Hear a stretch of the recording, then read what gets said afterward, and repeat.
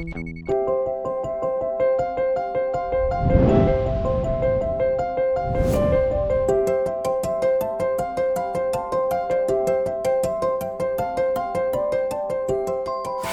осы Қобыланды жаттап жүре басталғалы, естігелі қызымның құлшынысы өте жоғары болды. Қатсам, жаттайым деп қазір бәрін жаттадық. Үйде де мысалға азан уақыт көбірек жаттатқызамыз. Тамақ істеп жүріп көмектесіп жүреді қыз бала болғаннан кейін.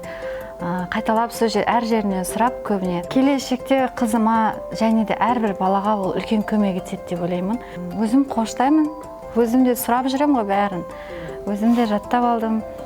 Өзім де арасында қосылып айтып отырамын. Бұл жыр арқылы менің өзіме түйген жақсы жақтарым өте көп.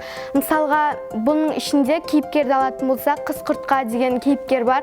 Ол кейіпкер маған Қыз құртқаның ақыл парасаттылығы қатты үлгі болды маған, және де мен болашақта өзімнің санама түйіп ой-өрісімді осы жыр арқылы кеңейтемін деген үміттемін. Бұл жырдың өзінің мақсаты да біздің ертегі кездегі біздің ата-бабаларымыз мысалға түннен таңға дейін түннен таң ұрып жырлады деген бар ғой. Міне сол кейінгі кезде қалыс қалып баратқан болатын. Ал міне осы жырдың қазіргі кезде қолға алынғаны, бұл осы қазіргі ұрпақтың, өскелең ұрпақтың мына жырды жаттауға деген сүйіспеншілігін, ата-бабаларының осы бір қалған мұрасын әрі қарай жалғастырып кетуге үлкен ықпал болды деп айта аламыз.